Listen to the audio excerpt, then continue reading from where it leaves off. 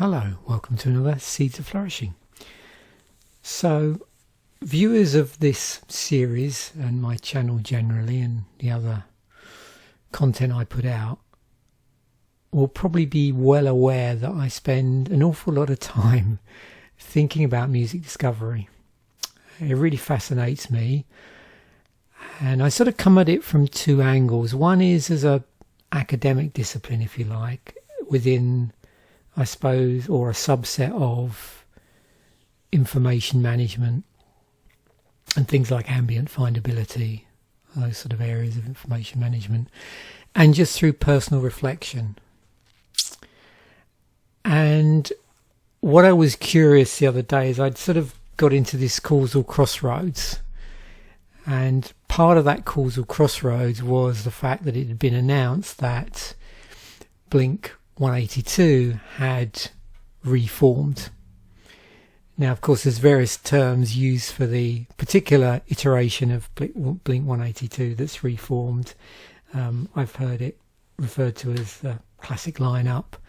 Some people might call it the original lineup, although, you know, if you know anything about the chronology of the albums, you'll know that for the first two studio albums that were released, it's not the lineup that is now reformed, and I'll show you in a moment. We'll look at the Wikipedia article, and we'll see the timeline. I've got it on a separate screen. But before I do that, I just wanted to explain where this video is going, really. So I've been thinking a lot around that time when I discovered on wherever it was, social media, or probably just what come up in a news feed, that they were actually had reformed. And I was suddenly minded of certain periods in my music discovery where certain tracks, when I think about them, I can remember really vividly when I heard that track. So in the case of Blink-182, it's, you know, when they were in there, they'd really sort of ascended. And of course here we're talking about exposure or ambient exposure through the UK charts. This is for me. And it would have been around the time of, well, it was actually the All the Small Things single, which was being played quite a bit on UK radio in the 2000s. And we'll go into some sort of analysis about the actual exposure in a moment. We'll drill down a bit, because I think it's interesting to look at that, or I find it fascinating in terms of what I was listening to, what I was being exposed to, you know, through ambient sources, if you like, and what I was actively consuming, and sort of comparing and contrasting the two, which is essentially what this video is about underneath it all, apart from just having a look at Blink-182 singles in the UK in the 2000s. And I remember I've got this vivid recollection of me driving under a particular bridge, a particular highway bridge in the UK in Sussex. I should have probably brought up a map, because I probably could have showed you exactly. And All the Small Things came on the radio. And as I suppose a causal consequence of that, eventually I picked up the album. But I just wanted to show in a moment the sort of course of events, because it's really interesting in terms of that radio exposure, if you like, in terms of how it relates to the charts and other things that I was listening to.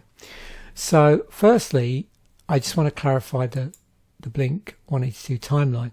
So the lineup that's reforming is this lineup of Tom DeLonge, Mark Hoppus and Travis Barker. And the line here would be the release of Enema of the State, which is the album that All the Small Things comes off of. Prior to that, this would have been Dude Ranch, and prior to that, this would have been Cheshire Cat. You might see an album in CD. There's an album called Buddha, which is in fact a demo tape, I suppose, for want of a better word, and that's been released on CD. I'm not sure in terms of what time frame that was released, but that is attributed to sometime around, I believe, 94-ish, somewhere in there. Where are we? Actually, it might be even earlier than that, because this would have been, was it 90? Yeah, just after 99 here. 97 for this one, 95-ish for this one, so it might even be as early as 93. Now, the tracks that were on that demo, on the Buddha demo, end up on Cheshire Cat and Dude Ranch to varying degrees, but I'm primarily concerned with this period here, because like I said, this announcement has reminded me of this, and then I thought, oh yeah, I can remember where I was when I heard All the Small Things, in much the same way as I have this vivid memory of when I heard Just One Fix. Oh, sorry, not Just One Fix. New World Order, that was it. New World Order by Ministry, of being in the Virgin Megastore in Brighton on a Sunday, way back when the album was released. So I'm talking about those sort of memories. So just to clarify about the release dates on Enema of the State. So this came out on June the 1st, 1999. 3 singles. What's My Age Again came out on April 13, 1999. All the Small Things, January 18th, 2000. And Adam's Song, March the 14th, 2000. And actually here, look, I can check here. So we've got Dude Ranch, 97. Cheshire Cat, 95. And I stand corrected. So Buddha was 94, not 93. So it was released. Yeah, it was released in January 94. Although I'm not sure for the demo tape, demo album, what format that took.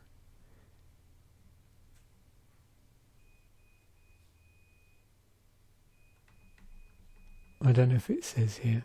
Anyway, I'm digressing because that's not really the Blink-182 discography is not really the purpose of this video. It's more around the ambient exposure to this album and comparing alongside what I was actually listening to at the time. And I'll get on to when this all filtered through, because as most people that follow are familiar with the charts and various other things and release dates will know, there's often can be quite a big lag with certain bands, some more than others. It just depends on the style of music and what's, popular in the charts at the time, those sort of things. Now, at that time, so we're talking about 99 into 2000s. So what I used to do back then, right through until the 2010s actually, was I used to buy Terrorize the Music magazine.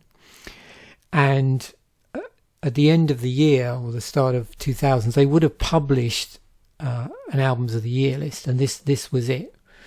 So this was 1999. So what I often did was I would wait until that end of year list. So this would have probably come out sometime in January or February of 2000, and started buying CDs based on their recommendations. Now, a number of these I already had.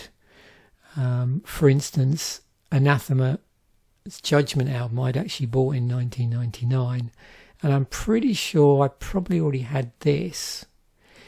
Ultimately, if I was to go through my CD collection, I think I'm right that I actually own physical copies of most of probably the top 15 at least. And I can remember buying in 2000 things like AFI, Black Sails in the Sunset.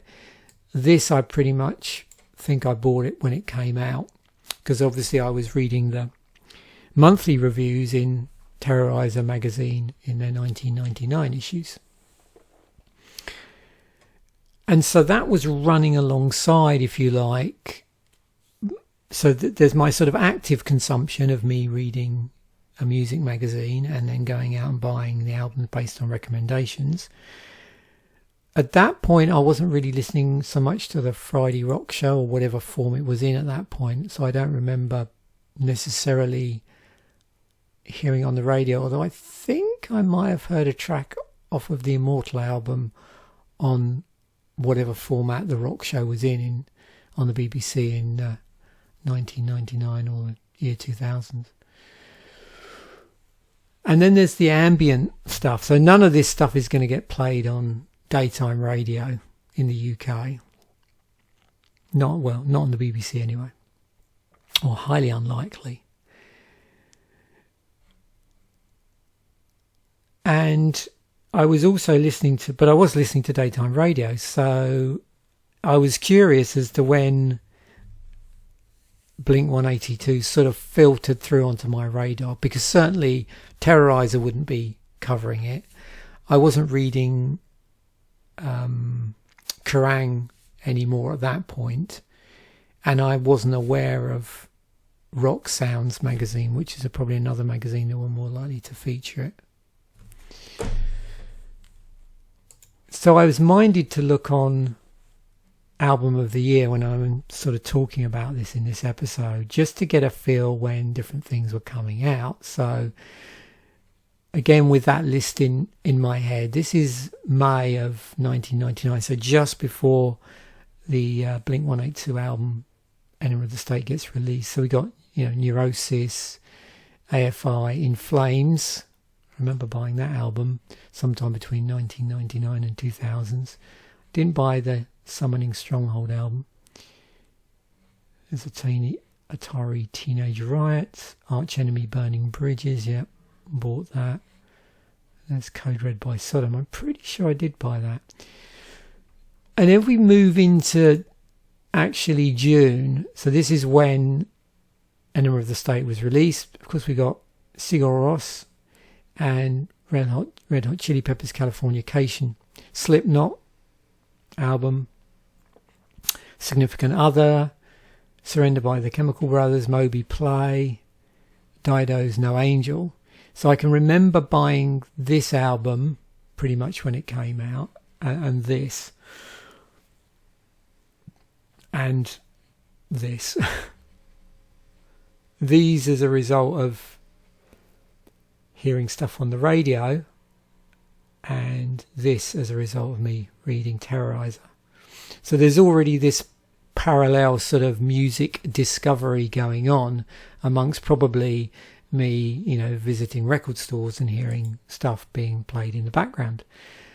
I hadn't stumbled across Agalloch yet, but Pale Folklore came out the month after Blink-182. Got Under Oath album out. I wasn't super familiar with them at the time.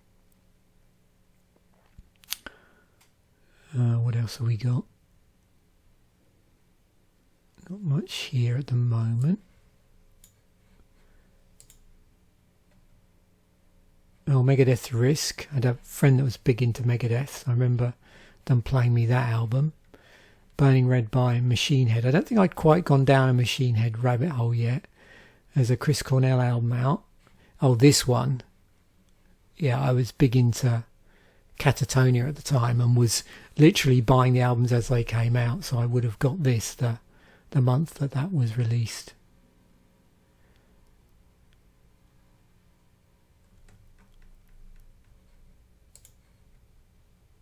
And in September we had Muse, The Fragile by Nine Inch Nails.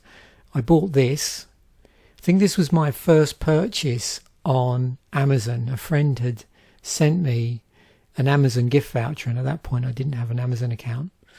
So I think that was one of my very first CDs on Amazon, or the very first thing I ever bought on Amazon. I think it was that and an earlier, I'm trying to remember the name, Enslaved EP or CD.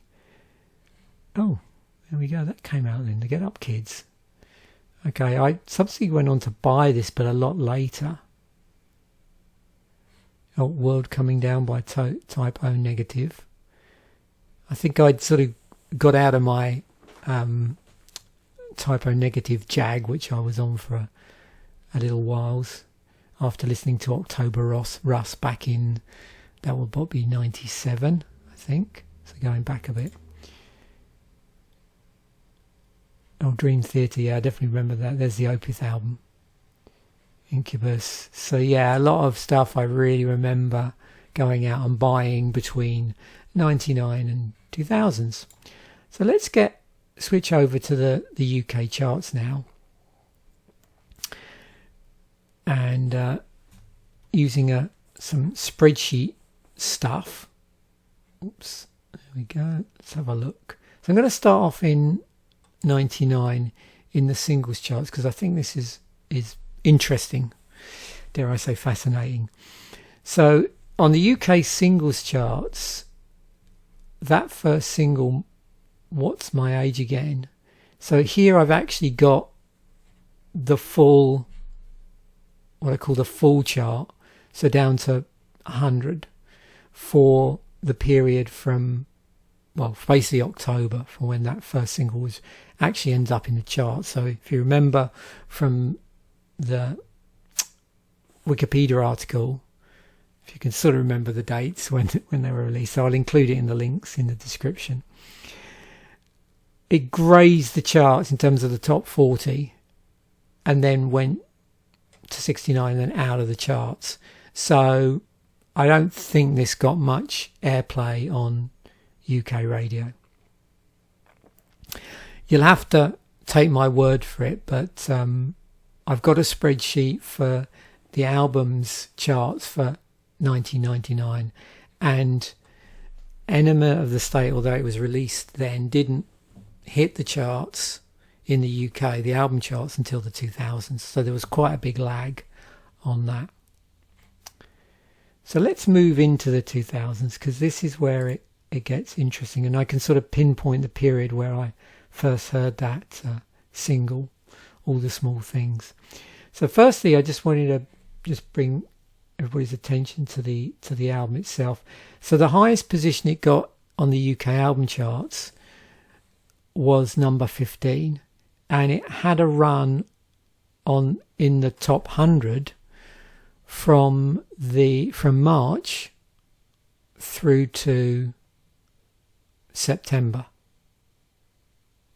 And this is the sort of highest position in each of those months. I can expand out, I won't, which have all the data because it won't all fit on the screen, but yeah, I just wanted to show you the time frame. So you've got an album that was released, what was it, in June of 1999, doesn't hit the UK album charts until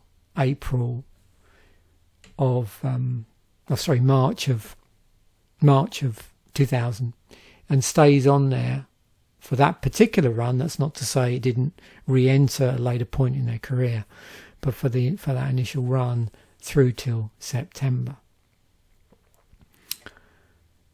I didn't notice any other. Yeah, sometimes you'll get this phenomenon where another album in the band's back catalogue ends up hitting the charts, but I don't believe that happened in this instance. In fact, there's an easier way for me to check by sorting this. This here, if you're curious, was just me for trying to find albums that were in the UK albums charts in the same time frame. So you can see Moby Play, Oasis, Standing on the Shoulder of Giants, Travis, The Man Who, there was a Tom Jones album, Santana Supernatural, Gabrielle Rise, Shania Twain, Come On Over, Macy Gray, Westlife, Melanie C, Northern Star, Dr. Dre, Britney Spears, Baby One More Time, the Shania Twain, Savage Garden, that Affirmation album, S Club 7, Red Hot Chili Peppers, California Connection. So it's interesting, we saw some of these albums when I went through Album of the Year from 1999, and you can see, so there's quite a bit of lag there. And there was a Shim, the Slim Shady LP, Destiny's Child, and so on down here. But let me just put this in alphabetical order and we'll just check. Oh no, yeah, so like I checked that. So yeah, Dude Ranch at the end of the Enema of the State run got into number 100 on the UK charts. So now switching over to the singles, which is really what this all pivots around. So singles in 2000s. So this is my sort of memory that's etched in my brain of me driving under this road bridge, or this motorway bridge that went over a minor road. I was probably on my way to teach at college at the time, actually, because it would be the road that I would usually take to get from East Grinstead in Sussex up to Redhill College in Surrey. And yeah, I remember this coming on the radio. So it actually got to number 2 in the singles charts. And again, it's an interesting time frame here. We got 3 months from March to April, and again this is 2002, not 1999 when the album was released. Dropped out of that top 100 and then back in 84.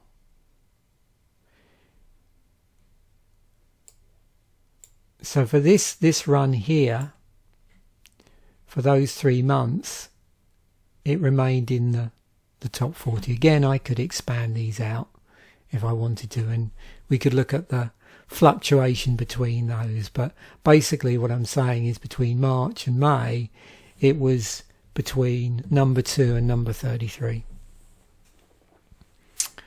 If you scroll down, you'll see that probably as a consequence of that, What's My Age Again either got re-released or it was a re-entry. I think it was probably re-released, and it entered the charts from July through to September in the top 100, but it only spent, it was in July was the only time where it got into the top 40. So it did, and I can remember this coming on the radio, but not as much as All the Small Things. So then I thought, well, what else was playing in the background on there? And this is definitely probably going to inspire me to, that's a bit of a oxymoron. This is probably going to inspire me to put together a sort of ambient music, not ambient music, but a list of bands that I would have heard on the radio, or tracks that I would have heard on the radio at that time, that sort of really take me back to that period.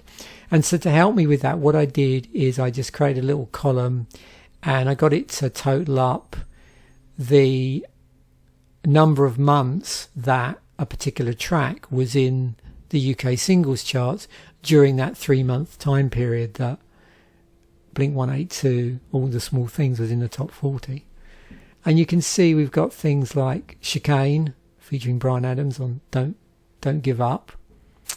That's a really cool album. That's off of, I think it's Behind the Sun is the name of the album.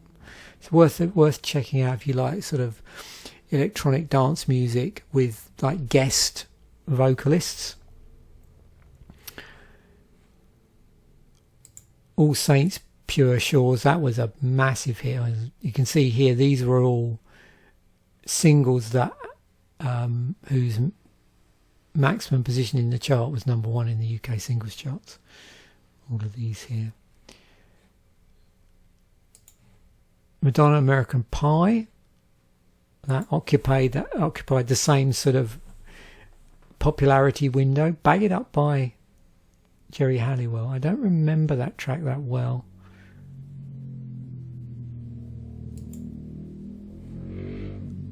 Later in the year we had that Real Slim Shady track from Eminem.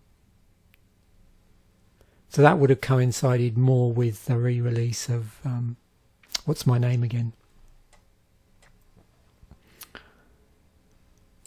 Oh dear, Backstreet Boys, not really my listening pleasure. ATB Killer. I remember ATB, I think it was Until I Come. There was definitely quite a lot of dance tracks around at that time. And yeah. I was just trying to think. I don't think that was a point in time that I was going clubbing on a Thursday evening. I think that was earlier in the 90s. That used to be a thing me and a mate did. We used to try and make it so the weekend started on Friday, so we'd go out clubbing on a Thursday night. But I was a little bit before that. Kelly's called out. I won't go down all of these. A lot of these. I mean, I'm not a big consumer of chart acts generally. The one exception was in the late 70s into the 80s, where there was a lot of punk and new wave of British heavy metal and new wave generally, and things like ska and stuff like that I was really into, that was making the charts. So my experience of chart stuff is, as I'm highlighting in this video to some degree, just ambient consumption through, happening to listening to it while I was driving around. In this case, when I was sort of period when I was working for myself, where I wasn't listening to a CD or a cassette of, probably at that point, as you can see, music that was a lot heavier. The Iron Maiden single Wicker Man, actually, there's a bit of an overlap there. And I did go out and buy that, the album that's off, actually.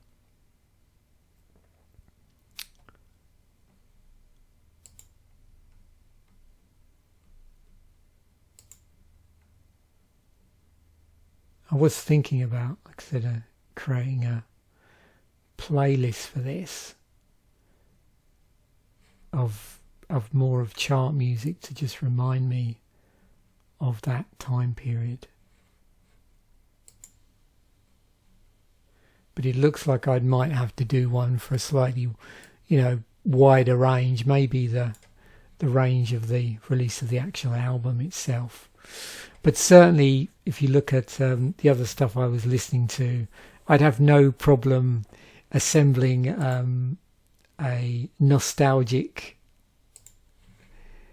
list of more extreme music from like I said, 99 into the 2000s. Although at this period it was interesting, I definitely got into buying CDs on the strength of reviews I was reading in Terrorizer, more so than probably previous years. I mean, previous years, if I go back, 97, well, certainly 96 through to 98. I suppose I was playing catch up a little bit in terms of like expanding my extreme music collection. So hopefully you found that interesting. It's a bit more topical than a lot of my usual videos on music. Although of course it is somewhat still nostalgic, because I'm not really focusing too much on what Blink 182 are actually doing at the moment. But just like I said, the news had reminded me of a particular period and particular memory. The other thing I could have done, of course, if I was trying to just put a more of a genre specific list together, would have I've got a couple of things in Python that I put together which allow me to pull down data through the API from either Spotify or Last.fm, and certainly it would flag up certain bands. In fact, I did a test run the other night, decided not to feature in the video just to, because this video's probably gone on long enough already, but I did notice that the list certainly had Boxcar Racer, Plus 44 and Angels and Airwaves in the related artists that was spat out from my interrogating the API. So thanks once again for watching. Bye for now, and I will catch you in the next video.